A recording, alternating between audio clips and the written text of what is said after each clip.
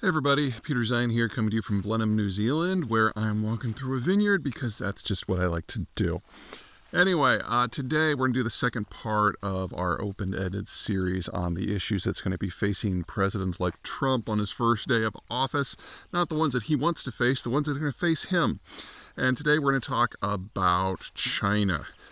First things first, let's review what it is that the Chinese are dealing with before we talk about how Trump plugs into that. China has an economic model that is based on central state control, and that means the state controls the financial system and uses the financial system to shove money into whatever economic sector they feel that they need to. Now, they use this to achieve technological control of certain areas where they feel they can master the tech. They use it to subsidize development of technologies that they don't master in the hopes that they will be able to. And they do it to build out the supply chains locally so they can drive competitors internationally out of business. But all of that pales to the primary goal, which is to make sure that everybody has a job so that nobody goes out and protests and gets together in a large group and goes on a long walk together, because that's how the government got its job in the first place, and they don't want that to happen to them. So you get this system that is overcapitalized, where capital is remarkably cheap, and as long as the capital keeps flowing, everything's happy. And for those of you who have ever been part of an economic sector that has busted, whether it's, say, energy during a bust period or a boom bust period, or Enron, or real estate back in the 2007 to 2009 crisis, you know this very well. As long as the capital keeps flowing, as long as the capital is cheap, then the system keeps running. But if for whatever reason capital access dries up, then this artificially inflated sector basically withers away to nothing in a very short period of time. And the Chinese have been doing it so long in so many subsectors that if that capital stopped flowing at any time, you'd basically see the end of China's industrialized state at this point. That's problem one. Problem two is demographics. When you tell everyone that what you're supposed to do as a Chinese is just work 12 hours a day, 6 days a week, well, there's not a lot of room for anything else. When you pull people off of the farm and put them into the city so they can work 12 hours a day, there's not a lot of time in their lives or physically in their apartment for kids. And so the birth rate drops and drops and drops and drops. And according to the most recent data from December of 2024, the average woman in China is now having less than a half a child.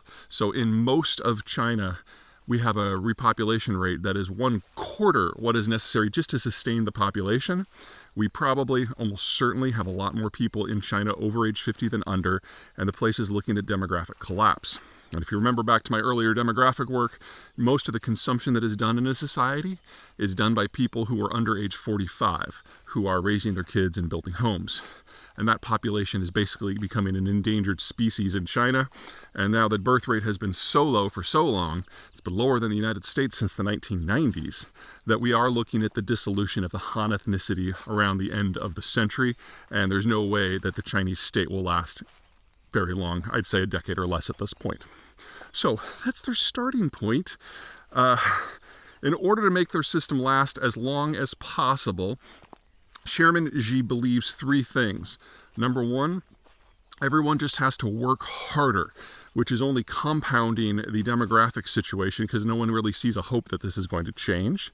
Number two, he believes that the Chinese Communist Party, which, let's be specific here, it's not the party he's interested, it's him, should face no challenge to its authority and should be able to micromanage every aspect of everyone's lives. In fact, we now have the agency that used to enforce the one-child policy making unannounced house calls to see if couples are having sex without contraception to make sure the birth rate goes back up, because that's what the state wants now. You can imagine how well that goes over. And third, he has to keep export markets open, because all of this production, all of this forced production, all of this over-subsidized production can't be consumed by the population because most of them are now over 45, which means it has to be exported. So they have to be able to shove the products they produce down everyone else's throats just to keep their country alive. Enter Donald Trump.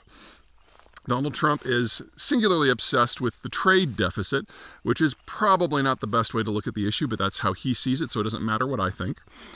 And as a result, likes to think that he can make deals that will force things in the United States' direction. For the most part, the Chinese, especially at the top, are not worried about this because they've dealt with him before. They see him as an eminently flatterable person, and so they basically give way in negotiations, knowing that the day after the negotiations close, that there will be no enforcement and they never have to worry about him again. Why do they feel this way? They've already done it before. The Phase 1 trade deal that was negotiated by the Trump team back in, 6 years ago, committed the Chinese to buying X number of dollars of various products. And by the end of the Trump term, they hadn't met any of the criteria at all. In fact, they never intended to. All they did was make sure that whenever there was a product like what they needed available anywhere else in the country, they went to that first. So actually, we saw the trade deficit in a structural sense go up because of trade talks with the Trump administration. The other reason that the Chinese are really not concerned about Trump is they don't take him seriously as a strategic thinker. The Chinese understand, as everyone in Asia understands, that if you want to hem in China, you can't do it alone. It can't be just a trade issue. It can't just be a strategic issue. It has to be holistic.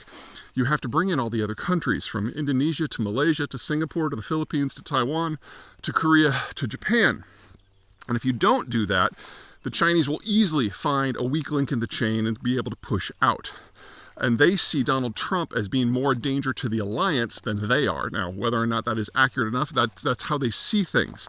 And again, they've done this before with Trump the first time around. They don't see anything different in round two, except that Donald Trump is trying to wreck law enforcement, the Defense Department, and the intelligence agencies with his appointees, which are the things that generally keep China in check. As well as if you're going to have any sort of meaningful policy against China that deals with security and culture and technology and theft and trade, you need everyone working together. And they see Donald Trump as the best possible candidate for wrecking that capacity within the American system. So they're actually broadly looking forward to Trump too, because they think they're going to be able to get even more out of the United States than they did under Trump 1, much like the Russians are feeling. And like the Russians, I think they're miscalculating. This is not 2017. We are in a very different world now. And the single biggest difference on the Chinese front is that Donald Trump did succeed in changing the conversation in the United States.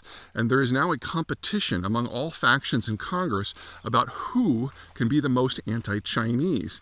Now, translating that sentiment into policy, that's a lot easier said than done. But there's no longer this core disagreement within the parties because the business community has been ejected from the Republican coalition.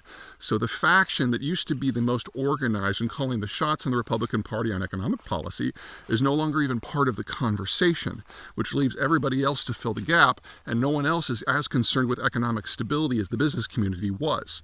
So we've already seen in the last 5 years a significant outflow of investment from China, of foreign firms, and even of Chinese firms, as everyone tries to get away from this country that is facing economic implosion because of its demographic issues. And while Donald Trump certainly isn't the guy to build a broad coalition within his own government, much less across multiple governments, to have any sort of coherent policy towards China, dude knows how to do tariffs, and that is certainly something that's going to hit the Chinese on the headline. Now, as a rule, I would say tariffs are a really bad tool for shaping policy. So, for example, the tariffs that Trump has threatened, not that I think they're going to happen, against China and Mexico would be the fastest way to trigger an inflation-induced recession in the United States, because most of the trade among the NAFTA partners goes back and forth across the border every time. And if you do a flat tariff, because doing anything but a flat tariff would require administration, Trump's not very good at that, you're going to basically tax every product multiple times and drive each industry out of business and allow Chinese products to fill the gap. That's not how things work in China. China, they have as much of the supply chain system in one country as possible. So if you do a big flat tariff on it, it actually does hurt. The question is whether Trump can realize that if the goal is to actually break the trade relationship with China, you have to do more than tariff them. You have to actually take that income and build alternate industrial plant within North America so there's actually another option. Otherwise, you get an inflation pulse, you get a consumer crisis, and you don't actually change anything on the back end. You just make everything more expensive.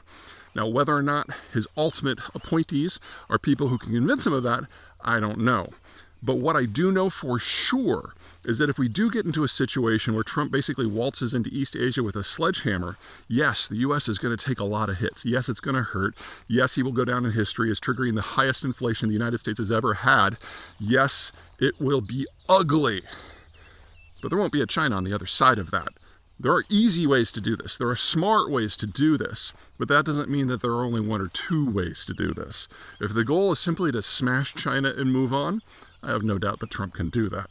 If the goal is to smash China, move on, and have America in a much better place domestically, that requires a skill set that I have not seen Donald Trump wield just yet. All right, I'm done. See you tomorrow.